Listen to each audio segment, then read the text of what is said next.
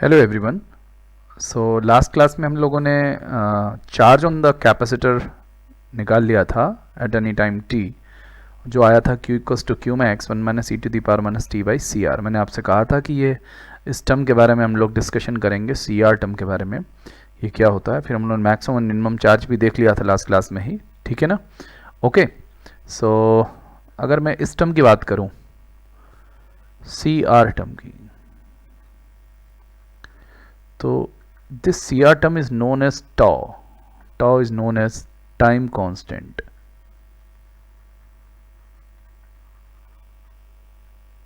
इसको हम time constant कहते हैं।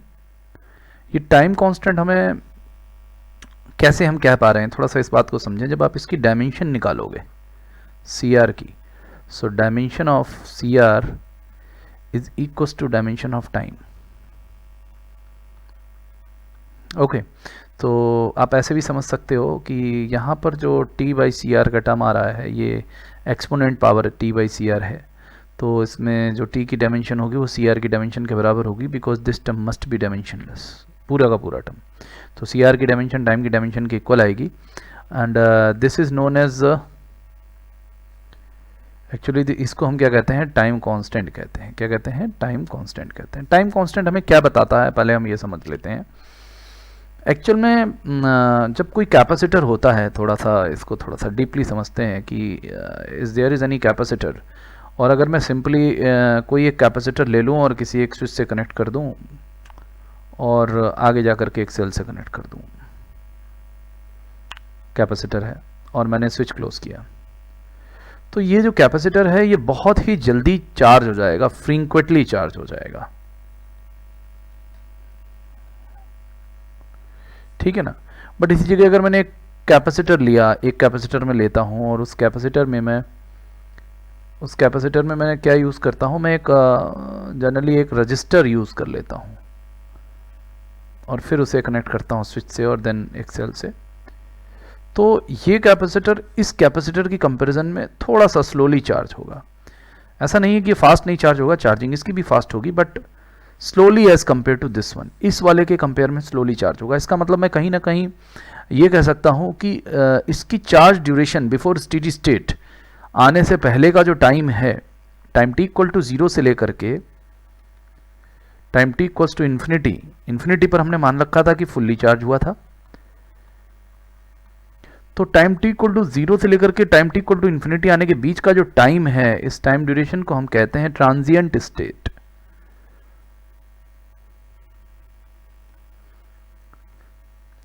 ओके, इस टाइम ड्यूरेशन में जब कैपेसिटर रहता है, then that will called as a transient state. तो हम ये कह सकते हैं कि इस सर्किट में जो ट्रांजिएंट स्टेट का जो टाइम है वो ज़्यादा होगा बजाय कि इस सर्किट के। ये प्रॉब्लम जेईई मेंस ने एक बार पूछा। ओके, सो मैं आपको बता दे रहा हूँ इस चीज़ को कि यहाँ से भी फॉर्मेशन हो सकता है प्रॉब्लम का, कि transient state of this capacitor, this circuit is more in the comparison of this circuit, because यहाँ पर आपने कैपेसिटर यूज़ किया है और कैपेसिटर यूज़ करने की वजह से ये कैपेसिटर यहाँ पर एक आपने रजिस्टर यूज़ किया है और रजिस्टर यूज़ करने की वजह से ये कैपेसिटर धीरे धीरे चार्ज होगा, स्लोली चार्ज होगा, ठीक है ना। ओके, और चार्जिंग किसके अकॉर्डिंग होगी? उसी क्वेश्चन के अकॉर्डिंग होगी। अच्छा, एक बात और ध्यान रखी जा सकती है कि almost time t equals to 5 CR के अक्रॉस, मतलब मैं बोल सकता हूं 5 टाइम कांस्टेंट। 5 टाइम कांस्टेंट में ये जो RC सर्किट में मैंने जो कैपेसिटर लिया है, ये ऑलमोस्ट 99% चार्ज हो जाता है। ओके, और उसके बाद की चार्जिंग में बहुत ज़्यादा टाइम लगता है। आप ये मान के चलो कि 5 टाइम कांस्टेंट बहुत छोटा टाइम है, इस टाइम ड्यूरेशन में लगभग ही 99% चार्ज हो जाता है। तो प्रैक्टिकली हम 5 टाइम कांस्टेंट में ही किसी कैपेसिटर को हम फुली चार्ज हुआ मान लेते हैं, क्योंकि इस जैसे ये मेरे पास एक कैपेसिटर है, मैं आपसे बोलूँ कि मुझे ये कैपेसिटर फुली चार्ज करना है, तो मैं मान के चलूँगा कि लगभग ऑलमोस्ट 5 टाइम कांस्टेंट में ये कैपेसिटर क्या हो जाएगा, फुली चार्ज हो जाएगा। तो टाइम कांस्टेंट की अपनी इंपॉर्टेंस है। हालांकि इसको एक एज अ टर्म ना समझें आप, इस चीज़ को आप ये समझें कि कहीं ना कहीं ये कैपेसिटर के चार्ज होने की टाइम ड्यूरेशन से रिलेटेड है, कि भाई कितनी ड्यूरेशन में कैपेसिटर फुली चार्ज हो जाएगा।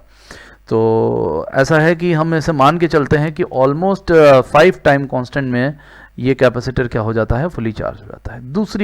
दूसरी खास बात क्या है कि अगर मैं आपसे बोलूं कि जैसे मैंने बोला कि 99.9% तक अगर पहुंचना है तो आप ये मान के चलिए कि बहुत लार्ज टाइम लगेगा। ओके, इसलिए हम ऑलमोस्ट 99% पर ही फुल्ली चार्ज मान लेते हैं। ओके, क्योंकि ये बहुत लंबी ड्यूरेशन है। 99% से लेके 99% तक, 99.9% तक जाने में बहुत ज़्यादा, मतलब सोचिए 0.9% अगर चार्ज बढ़ता है तो बहुत ज़्यादा टाइम ड्यूरेशन ये ले लेता है। ठीक है ना, तो हम 99% पे ही कैपेसिटर क्या मान लेते हैं, फुली चार्ज मान लेते हैं। अब मैं ज़रा ग्राफ बनाता हूँ चार्जिंग ऑफ कैपेसिटर का। जो चार्जिंग कैपेसिटर है उसमें हमने ग्राफ बना लेना है एक बार। ओके, तो कैपेसिटर की चार्जिंग की अगर मैं बात करूं तो सोचिए कि टाइम टी इक्वल्स टू 0 पर, ये यहाँ पर मैं इस पर टाइम ले रहा हूँ और इस पर मैं चार्ज ले रहा हूँ। ठीक है, टाइम टी इक्वल टू 0 पर कैपेसिटर में 0 चार्ज था, फिर वो धीरे धीरे चार्ज हुआ और चार्ज होते होते उसका चार्ज एक्सपोनेंशियली हुआ, फिर आफ्टर सर्टेन टाइम वो फुल्ली चार्ज हो गया। ये स्टेट मैं क्यू मैक्सिमम ले रहा हूँ। ओके, और यहाँ कहीं पर वो टाइम ड्यूरेशन है जिसको कि हम टाइम कांस्टेंट बोलते हैं, या 1 CR बोल सकते हैं, या 1 टाउ बोल सकते हैं।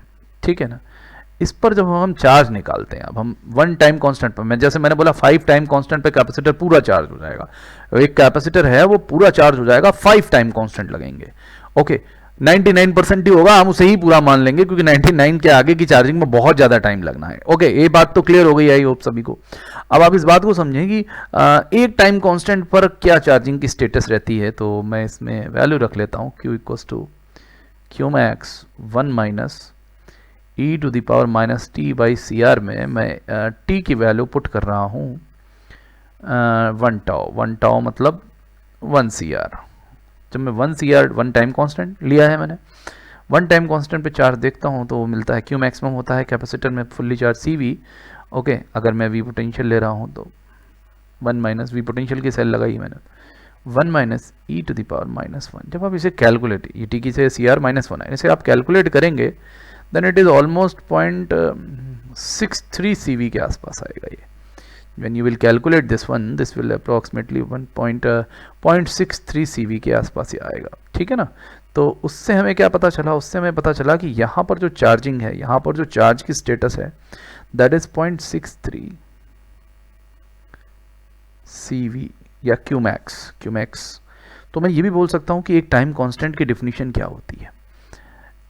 एक टाइम कांस्टेंट की डिफिनीशन ये होती है कि एक टाइम कांस्टेंट वो टाइम है जिस टाइम में कैपेसिटर 63% ऑफ मैक्सिमम चार्ज हो जाएगा। मतलब कोई कैपेसिटर जितने टाइम ड्यूरेशन में मैक्सिमम चार्ज का 63% चार्ज हो जाएगा, that time is actually time constant.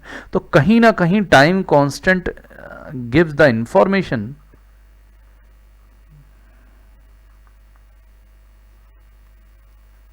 Information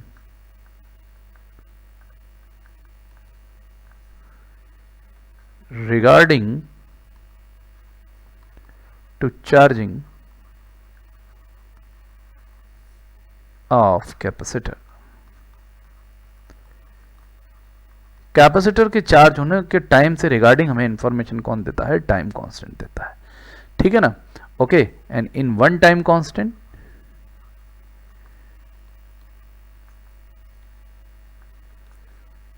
charge on capacitor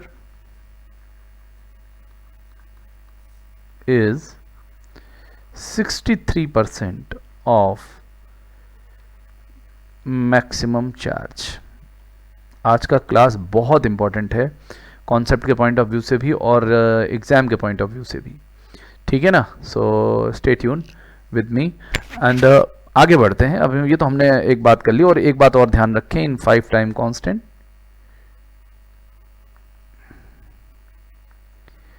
capacitor becomes 99% charged, which almost consider as a fully charged। ठीक है ना, उसकी वजह भी यही है कि आगे का जो टाइम ड्यूरेशन है उसमें 0.9% का चार्जिंग बहुत ज़्यादा लंबे टाइम के लिए होता है। तो हम जनरली इसे ही प्रैक्टिकल टेल में, practical, this is the practical analysis. ये जो बात मैंने लिखी ना, almost consider as a, this is actually practical analysis only. इसको हम थियोरेटिकली नहीं बोल सकते, थियोरेटिकली तो इस पर फाइट हो जाएगी कि ये कैसी बात कर रहे हैं आप, और ना, but I am saying about the while you are doing the engineering, then you go for this one कि हाँ 5 टाइम कॉन्स्टेंट में आप ऑलमोस्ट उसको पूरा चार्ज ले सकते हो। ओके, देन अब हम चलते हैं। अब हम लोगों ने कैपेसिटर की चार्जिंग भी बात कर ली है, देन चार्जिंग की बात करने के बाद आगे बढ़ते हैं, लेट्स मूव ऑन। अब हम लोग टाइम कांस्टेंट की भी बात कर ली है, और टाइम कांस्टेंट का हम लोगों ने ग्राफ भी बना लिया। देखिए ग्राफ भी आपके सामने दिख रहा है, मैं फिर से दिखा दूँ एक बार।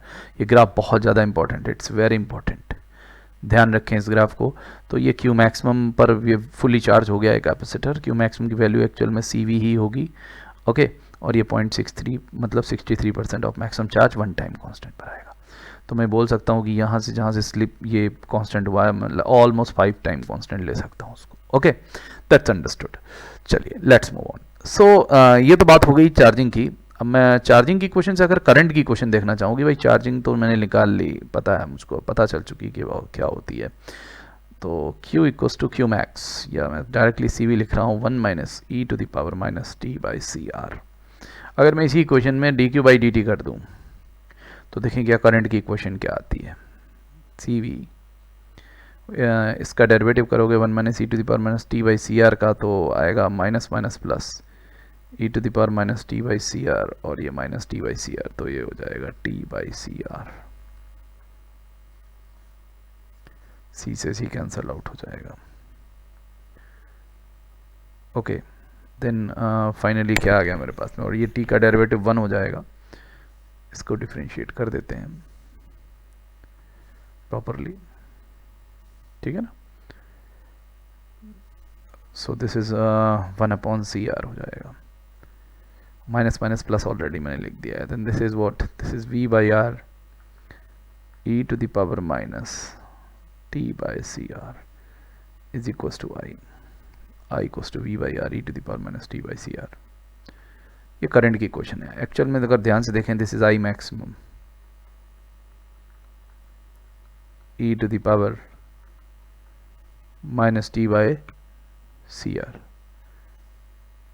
Is it I? Okay, so ये मेरे पास करंट की क्वेश्चन आ गई।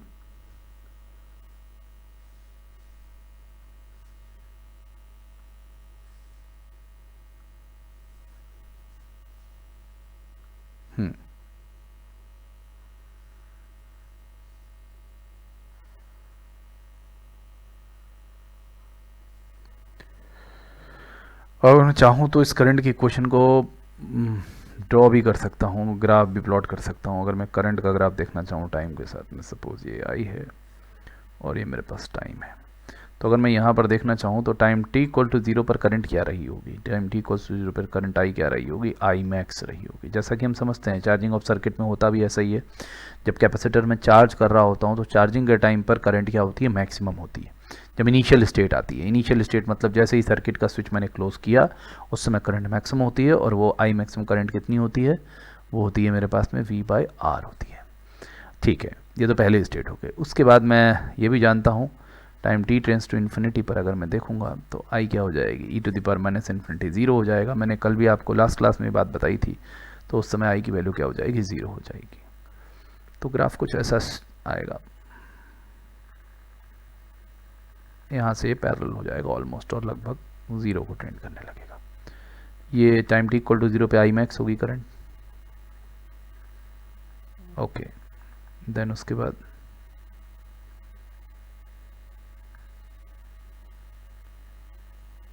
ये 1 टाइम कांस्टेंट आ गया, और 1 टाइम कांस्टेंट पर हम देख सकते हैं अगर हम इसको 1CR लें तो ये लगभग आती है 36.8% के आसपास। मैं 36% लिख दे रहा हूँ, 30.36 ऑफ I मैक्स का 0.36% आ सकती है। आ जाती है, ठीक है ना। सो हम यहाँ से भी टाइम कांस्टेंट की वैल्यू दे सकते हैं कि ये वो टाइम ड्यूरेशन है, तो मैं इसको यहाँ से भी बोल सकता हूँ कि ये वो टाइम ड्यूरेशन है जिसमें करंट अपनी मैक्सिमम वैल्यू का 0.368% ही हो जाती है, या 0.368 ऑफ आई मैक्स रह जाती है, या 0.3688 भी यहाँ लिख सकते हो आप, और एक्यूरेट करना चाहो तो लगभग 37% ऑफ आई मैक्स बोल सकता हूँ मैं, ठीक है ना। एक टाइम कांस्टेंट में इतनी करंट कम हो जाती है, मतलब ऑलमोस्ट इतनी हो जाती है, ठीक है। तो ये भी एक टाइम कांस्टेंट की डिफिनीशन है, ये क्वेश्चंस में काम आएगी। देन लेट्स मूव ऑन, आगे बढ़ते हैं। अब हम थोड़ा सा और डीपली एनालिसिस करते हैं, कुछ प्रॉब्लम्स लेते हैं। कुछ प्रॉब्लम्स की हेल्प से हम इस बात को समझेंगे कि सर्किट के अंदर जब कैपेसिटर मैं लगाता हूं तो क्या अलग अलग स्टेट में क्या क्या बिहेवियर रहता है। Let's take a question. इसके लिए क्वेश्चन को समझते हैं। अब हमने एक बात तो समझ ली है कि जैसे यहाँ पर मान लीजिए एक कैपेसिटर लगा हुआ है और यहाँ पर एक रजिस्टर लगा हुआ है, और मैं क्या कर रहा हूं,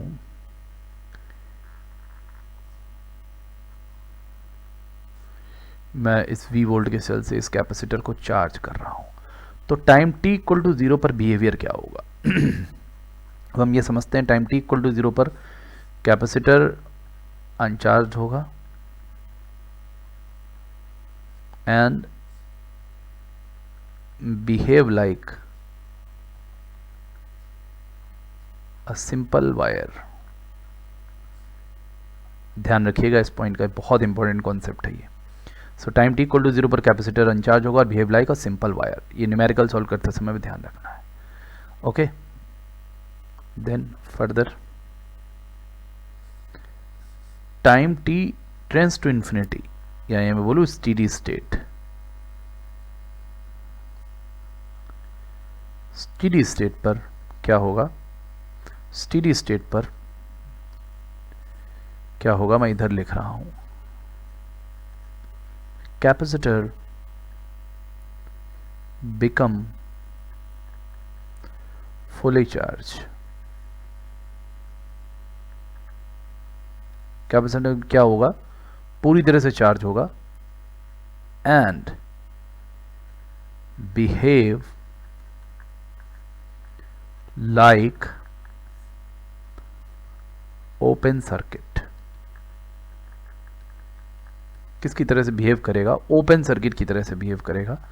एक तो पहली बात, जब टाइम t 0 होगा उस समय, जैसे मान लो यहाँ पर मैं स्विच इंट्रोड्यूस कर रहा हूँ और जैसे ही मैंने स्विच को क्लोज किया तो उस समय ये वाला जो कैपेसिटर है इन दोनों पॉइंट्स के बीच में मैं मान लूंगा कि कनेक्टिंग वायर है, ओके।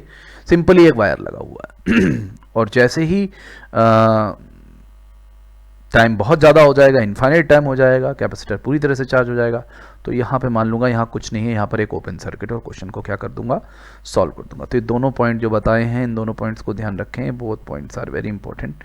कि पहला पॉइंट ये कि टाइम टी इक्वल टू 0 पर capacitor behave like an simple connecting wire, okay, and at steady state at t tends to infinity, या स्टेडी स्टेट पर capacitor fully charge and behaves like an open circuit. ध्यान रखें इस बात का। तो question solve करते समय इस कंसेप्ट का हम भरपूर इस्तेमाल करेंगे और बार बार इस बात को बताने की अब ज़रूरत नहीं, और ऐसा क्यों है ये बात भी आप अच्छे से समझ चुके हैं कि कैपेसिटर जब फुली चार्ज हो जाएगा तो यहाँ का पोटेंशियल, यहाँ वही पोटेंशियल डिफरेंस मेंटेन हो जाएगा जो यहाँ है। तो उससे क्या होगा, यहाँ पर कोई भी करंट नहीं बहेगी, कोई करंट नहीं बहेगी। इट मीन्स टू से फाइनली कि यहाँ पर ये एक ओपन वायर सर्किट की तरह से ट्रीट किया जा सकता है, ठीक है बच्चों, ओके।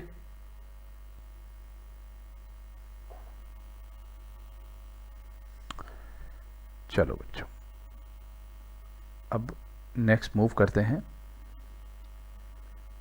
कुछ क्वेश्चंस ले लेते हैं, इसी कॉन्सेप्ट पर कुछ क्वेश्चन ले लेते हैं। तो देखिए पहला क्वेश्चन क्या है। पहला क्वेश्चन बहुत ही कॉन्सेप्चुअल क्वेश्चन मैं ले रहा हूं जो बिल्कुल इस कॉन्सेप्ट से लिंक्ड करता हुआ हो। सपोज कर लीजिए कि यहां पर एक सेल लगा हुआ है और यहां पर एक रेजिस्टेंस R लगा हुआ है। अब ये RC सर्किट से रिलेटेड प्रॉब्लम्स हैं।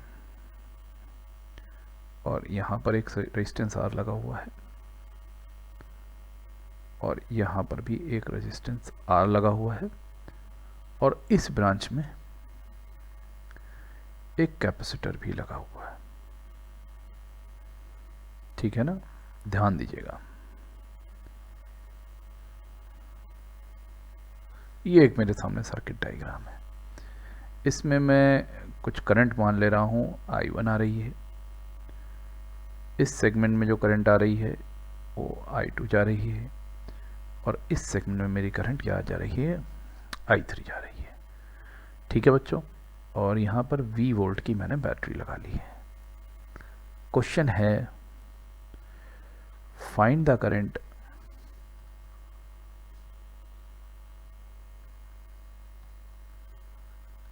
I1, I2, I3 at time.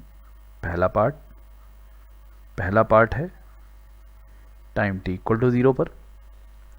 दूसरा पार्ट है time t tends to infinity पर या स्टेडी स्टेट पर। ये मेरा क्वेश्चन है, बहुत सिंपल सा। कैपेसिटर की कैपेसिटेंस C दी है मुझे। Is that okay? This is a problem. चलिए लेट्स सॉल्व इट। इसे सॉल्व करते हैं। स्क्रीन को पॉज करके आप एक बार ट्राई कर लें और मैं अब इसे ट्राई करता हूँ। देखें, सबसे पहले केस की हम बात करें जब टाइम t इक्वल टू 0 है, तो पार्ट ए सॉल्व करने के लिए हमने कहा कि टाइम t इक्वल टू 0 पर। सो मुझे पता है कि टाइम t इक्वल टू 0 पर कैपेसिटर को मैं रिप्लेस कर दूंगा। Replace capacitor bye simple connecting wire. ध्यान दीजिएगा, कैपेसिटर को किससे रिप्लेस कर दिया, सिंपल वायर से रिप्लेस कर दिया। Now new circuit. अब नया सर्किट क्या होगा, आइए मैं बनाता हूं नया सर्किट। नए सर्किट में ये C नहीं होगा, तो ए पार्ट के लिए मैं सर्किट यहीं बना दे रहा हूं। ये रजिस्टर होगा, ये होगा, ये रजिस्टर होगा, ये रजिस्टर होगा, बट कैपेसिटर नहीं होगा। कैपेसिटर नहीं है, इसका मतलब आप समझ रहे हैं ना, ये कनेक्टिंग वायर की तरह से यहाँ से हट गया। ये सिंपल वायर हो गया, R। अब ये सिंपल करंट इलेक्ट्रिसिटी का क्वेश्चन है। I1, I2, I3 निकालना बहुत आसान है, फिर भी निकाल देते हैं। तो सबसे पहले आप एक काम करें, आप टोटल I निकाल लें कि टोटल I क्या होगा। Total I is what, V upon R equivalent. R equivalent देखेंगे इसका R और R/2, ये दोनों पैरेलल में है। R/2 का R के साथ में, तो R/2 प्लस R। ठीक है ना, R इक्विवेलेंट आ गया ये तो। ठीक है ना, R और R, R/2 और R/2 प्लस R, 3/2R,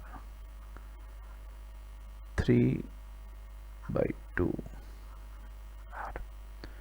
तो 2V/3R। 2V/3R क्या है इसका, इस टोटल करंट है। क्या है, टोटल करंट। अब यहाँ से तो मैं कह सकता हूँ कि जो I1 आई, ये लिख रहा हूँ मैं, तो ये जो I1 है ये तो यही 2V/3R हो जाएगी। ठीक है, ओके। I1 तो 2V/3R हो गई। देन उसके बाद अगर मैं बात करूँ I1 और अब दो करंट्स और थी ना, वो बराबर पड़ जाएंगी। इसमें तो 2V/3R आ गई, V/R इसमें चली जाएगी, V/3R और V/3R इसमें चली जाएगी।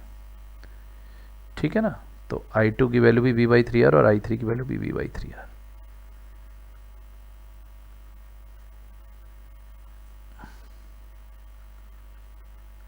ये तो पहले केस की बात है। पहले केस की मतलब जब टाइम t 0 था तो कैपेसिटर को हमने रिप्लेस किया सिंपल वायर से। अब चलते हैं बी पार्ट पर। किस पर, बी पार्ट पर। बी पार्ट के लिए क्या करना है, time t tends to infinity, replace the capacitor by open circuit. इसको ओपन सर्किट की तरह से रिप्लेस करते हैं।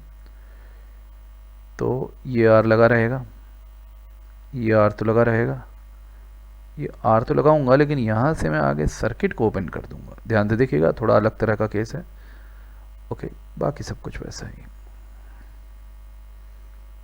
ओके, अब ये क्या है, अब ये I1 है, ये I2 है, और क्या इसमें I3 जाएगी, तो I3 तो ऑलमोस्ट क्या हो जाएगी, 0 हो जाएगी, क्योंकि आगे से सर्किट क्या है, ओपन है, आगे सर्किट क्या है, ओपन है। और अब ये रेजिस्टेंस भी इस सर्किट में पार्टिसिपेट नहीं करेगा, समझ रहे हैं, क्योंकि वो रजिस्टर होना ना होना बराबर है, क्योंकि इसमें कोई करंट नहीं जाएगी, सर्किट आगे से ओपन है। तो R इक्विवेलेंट इस केस में क्या होगा, R इक्विवेलेंट इस केस में होगा R और R2R। तो अगर मैं I1 की बात करूं तो I1 और I2 दोनों सेम होंगी, और ये नेट I के बराबर ही होगी, और ये क्या होगी, V/2R, ठीक है ना। और I3 की वैल्यू क्या होगी, 0 होगी, I3 की वैल्यू क्या होगी, 0 होगी। ठीक है बच्चों, ओके, अच्छा क्वेश्चन था। अब इसमें एक और चीज़ हम निकाल सकते हैं, हम चाहें तो कैपेसिटर पर मैक्सिमम चार्ज भी पूछ सकते हैं। ओके, सपोज कर लो एक और सी पार्ट भी है इसमें, find maximum charge on capacitor, maximum charge on capacitor, ठीक है ना। अच्छा, अब सोचो कैपेसिटर पर मैक्सिमम चार्ज कैसे निकाला जाए।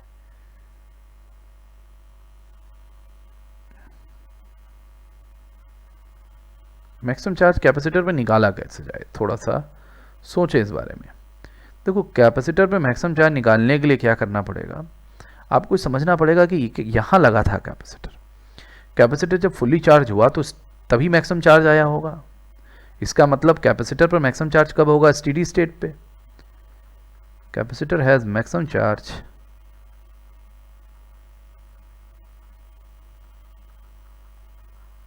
इन स्टेडी स्टेट।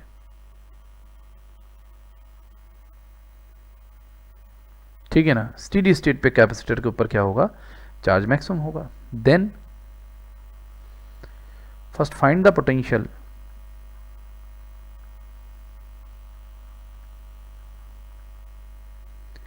इन स्टेडी स्टेट अक्रॉस कैपेसिटर। ध्यान रखें, ये कंसेप्ट बता रहा हूं मैं आपको कि कैपेसिटर के अक्रॉस क्या पोटेंशियल आ रहा है स्टेडी स्टेट में, और देन Q इक्वल्स टू क्या हो जाएगा, CV। ओके, जो भी पोटेंशियल आया हो, CV applied, V applied. Okay, तो चलिए आइए इस क्वेश्चन में पहले मैं देखता हूं कि इसके अक्रॉस, अब जरा देखें, मैं ग्रीन से सॉल्व कर रहा हूं इस क्वेश्चन को, सी पार्ट के लिए। इसके अक्रॉस क्या पोटेंशियल आया, क्या V आ रहा है इस लाइन के अक्रॉस, ये मुझे देखना है। ये देखने के लिए मैं क्या करूंगा, ये देखने के लिए मैं ओरिजिनल सर्किट की थोड़ी सी एनालिसिस करूंगा। भाई करंट कितनी आई थी, R और R 2R का रजिस्टर आया था, 2R का रजिस्टर जब लिया था तो करंट कितनी आई थी, करंट आई थी V/2R की। तो जब V/2R की करंट आई होगी तो जब यहाँ से उसने बहना स्टार्ट किया होगा, तो अगर मैं सिंपली देखूँ, यहाँ पे 0 का वोल्टेज है, यहाँ पे V का है, यहाँ पे V का है। जब V/2R की जब करंट आएगी तो V/2R की करंट इस R के क्रॉस कितने का ड्रॉप कर देगी, V/2 का ड्रॉप कर देगी। तो इस पॉइंट पर पोटेंशियल क्या आएगा, V/2 का आएगा। ये टर्मिनल आगे भी बढ़ा हुआ है तो इसके क्रॉस भी V/2 का पोटेंशियल आएगा। यहाँ से इसके क्रॉस पोटेंशियल क्या होगा, 0 का होगा। तो इस लाइन के क्रॉस कितने का पोटेंशियल है, V/2 का। वैसे ही इस लाइन के क्रॉस भी कितने का पोटेंशियल आता, V/2 का आता, और मेंटेन रहेगा। ओके, बट यहाँ से यहाँ तक ड्रॉप नहीं होगा क्योंकि कैपेसिटर लगा हुआ है। ओके, और इस सर्किट में करंट क्या होगी, 0 होगी, और कैपेसिटर पोटेंशियल इस लाइन के क्रॉस V/2 का होगा। तो V/2 का पोटेंशियल अगर आया तो Q मैक्सिमम यहाँ पर क्या आया, इस सिचुएशन में Q मैक्सिमम क्या आया, CV/2। ओके, C कैपेसिटेंस और V/2 क्या था, इस कैपेसिटर के क्रॉस V/2 का पोटेंशियल डिफरेंस था। ओके, इस लाइन में अभी मैंने बनाया आपको, ऊपर रजिस्टर लगाता है नहीं लगाता कोई फर्क नहीं पड़ता, ठीक है ना।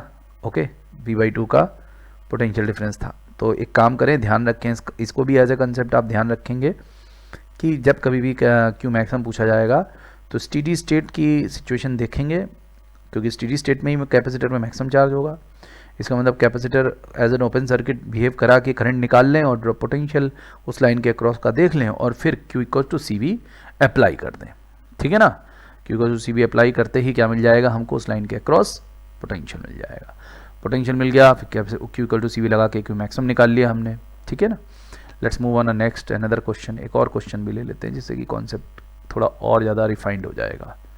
Let's take another question. चलिए मैं क्वेश्चन और ले लेता हूँ। सपोज कर लीजिए कि यहाँ पर एक कैपेसिटर लगा, यहाँ एक रजिस्टर लगा रहा हूँ मैं 2R रेजिस्टेंस का, और यहाँ पर एक कैपेसिटर लगा दिया, ठीक, सही है ना। यहाँ पर भी एक 2R का रजिस्टर लगा दिया, यहाँ पे भी एक, नहीं यहाँ कैपेसिटर नहीं लगाते हैं, अच्छा, और एक रजिस्टर यहाँ लगा दिया मैंने R का, और इस सेगमेंट में मैंने क्या लगा दी, बैटरी लगा दी। क्या लगा दी, बैटरी लगा दी। ये कैपेसिटर है और ये मेरा सेल है, ओके, ध्यान रखिएगा। अब मेरे को वापस से सपोज करिए इसमें जाने वाली करंट I1 है, इस सेगमेंट में जाने वाली करंट I2 है, और इस सेगमेंट में जाने वाली करंट I3 है। तो मुझे फाइंड करना है I1, I2, I3। Find I1, I2, I3 at t equal to 0, पहला पार्ट, और दूसरा part at t tends to infinity, और तीसरा part Q max on capacitor C। ठीक है बच्चों, सो इस क्वेश्चन को आप अटेम्प्ट करें, जो जैसे मैंने प्रीवियस क्वेश्चन कराया उसी के लॉजिक पर इस क्वेश्चन को आप अटेम्प्ट करें, और नेक्स्ट क्लास में इस क्वेश्चन का मैं डिस्कशन करूंगा और यहीं से हम लोग आगे बढ़ेंगे। Okay, till then goodbye, take care.